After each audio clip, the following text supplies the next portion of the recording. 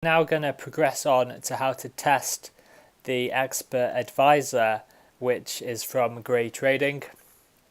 And then later videos we'll go through how to build the expert advisor that I sell and how to code it in FX Dreamer.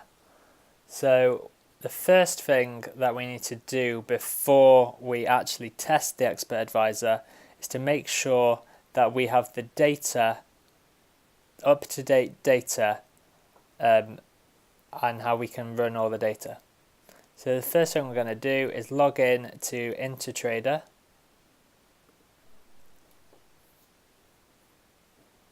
So this is my live account with InterTrader, so it's better quality data than the demo account. It is different. So the first thing that I'm going to do is I'm going to go to Tools, History Center, and I'm going to start downloading the daily chart. I'm going to double click on it and make sure that the 24th of February is all downloaded. I'm going to export that, save it to the desktop. Yes, I want to replace. Then I'm going to move down to the next pair, which is Euro USD. I'm going to download the daily data and do the same. Replace. And then I'm going to do the same for the pound. And I'm just replacing all of my old data with up-to-date data, because I'm going to work out Monday's trends today, because it's Saturday and I can do that now. So I'd export a New Zealand dollar. Yeah, just double check that's definitely downloaded. And then USD CHF. Download that. Keep on clicking on it until it's downloaded. JPY. Daily, download it. Export, save, yes. And MS1. XAUSD and export it. Okay, so I've now downloaded all of the data. And it's all here. There are all the files. I'm now going to pull out the Monday template. I'm going to open the Monday template because it will be Monday in 2 days' time. It's currently Saturday, so I can get ready for Monday, work out all the trends. I maximize it, make sure I've got it maximized. And as I can see, I've got a load of data in here already. So I don't want this data here. So I'm just going to delete all that up till column G. Delete it. And then I'm going to open up AUD USD.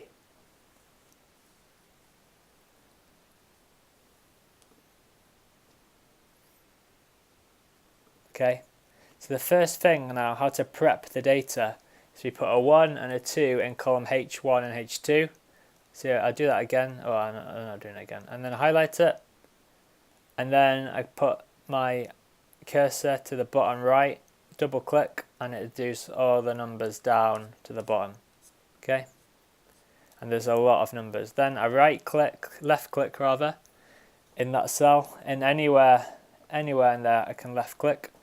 Then hold down Command on a Mac and push down the down key. Holding down Command, it takes me to the bottom. Oh, sorry, hang on, I've done that wrong. You don't need to do that. You just need to push 1 and 2 and then double click there. Then what you do is you left click and you select all of those, so you've got all the columns. Then you go to Data and push Z to A, and it brings up the 24th of February to the top. Then what you do is you copy till about cell G40.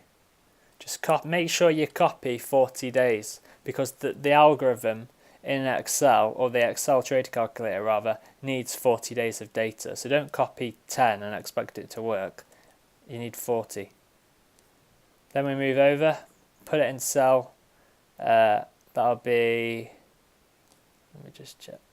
Put it in, if you're doing it on Saturday, make sure Friday's data is in line with cell A3.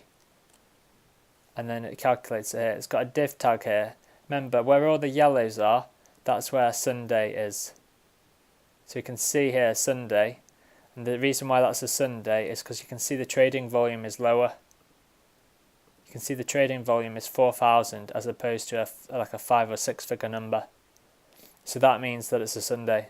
It's just an easy way of spotting the Sundays. Okay, and then on Monday, which is there, that's our, oh, hang on, let me have a look. So if we just,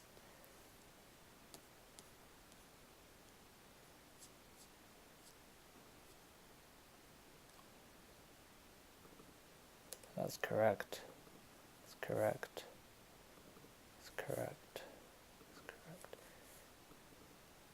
Okay, so they're all correct. However, okay, so if you're doing it on Saturday like I am, just delete that div tag, get rid of it, and it'll work it out. So that's why I wasn't calculating correctly. So on AUD USD, we can see that we have a bearish trend, and it's been bearish for a while. It was bearish on Friday. However, I will go through some additional logic as to why we're not going to trade that. Because I can clearly see we're not going to trade that. So there's a couple of extra rules that we need to know about, which I'll go through the logic for as well. They're just extra rules. So but for the moment we'll just write it down. AUD USD short, and that would be Monday's trade. Okay, and then we rinse and repeat. So it's just a case then of closing down that, pulling up Euro USD. I do this one a bit faster.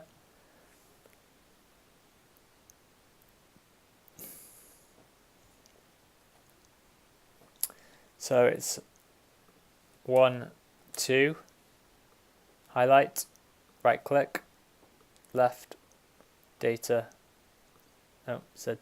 cancel that, Z to A. Pulls it up, A to G40, Control C, move it across, AUD USD, and then just paste it in there. Okay, and then this calculates everything. So Euro USD is 0. So that's that. So Euro is, because we opened the Euro USD, it's flat. Okay, and we'll do 2 more. We'll do them all actually, just to get through it. So I'll try and speed up. I'll show you how you can do all of this in less than 10 minutes. So, and you'll get into it. This is 1, 2, highlight. Now if the Sunday's data was there, then you paste it in the cell above. Just depends how much data if you're doing it on Saturday, Sunday hasn't happened yet, so obviously you're pasting it in the one below. Just make sure Sunday's data is always in line with the yellow band. Okay, so that one's flat as well. That was, I think, the pound. Yeah. Don't say that. No. The pound is flat as well. You don't want too many anyway, because if you do have a lot of trades on, or a lot of things to trade, and it just sort of like reduces your margin, because more trades will be on, so you'll have lower percentage margin left. 1, 2. So you can see this is quicker than investing.com, and it's more accurate because the data doesn't change. Everyone will get the same data if they use the same broker. However, if you use different brokers, it'll be different. So Intertrade is the best.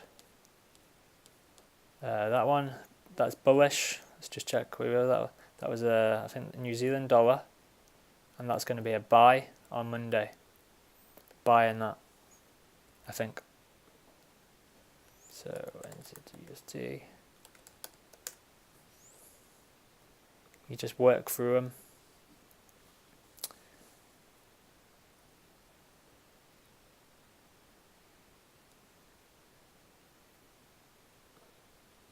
See, it goes to 1971.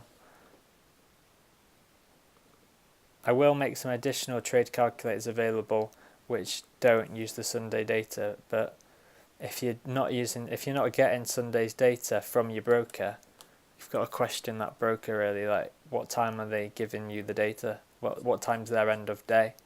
If their end of day is like 5 a.m, the the trades are going to be completely different. So you need to make sure it's at the end of the day that's flat. So that is Swiss franc.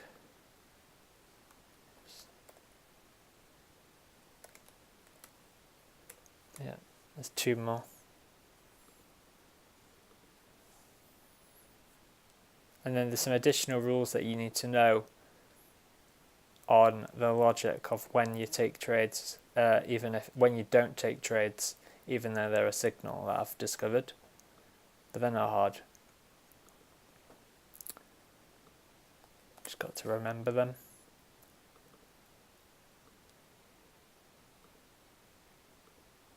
This is the yen.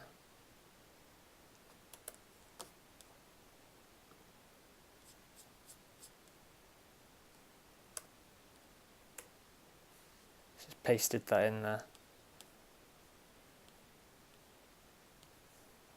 Slowing down now. It might just crash.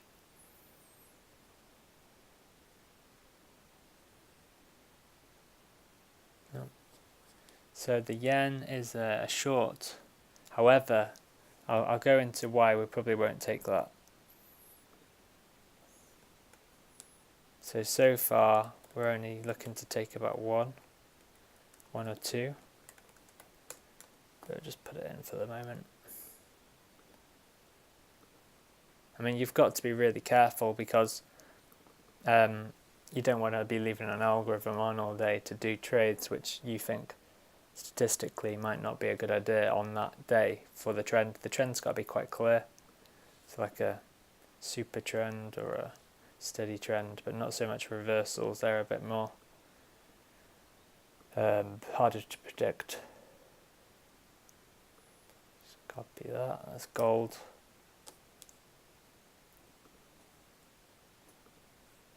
This is the last one.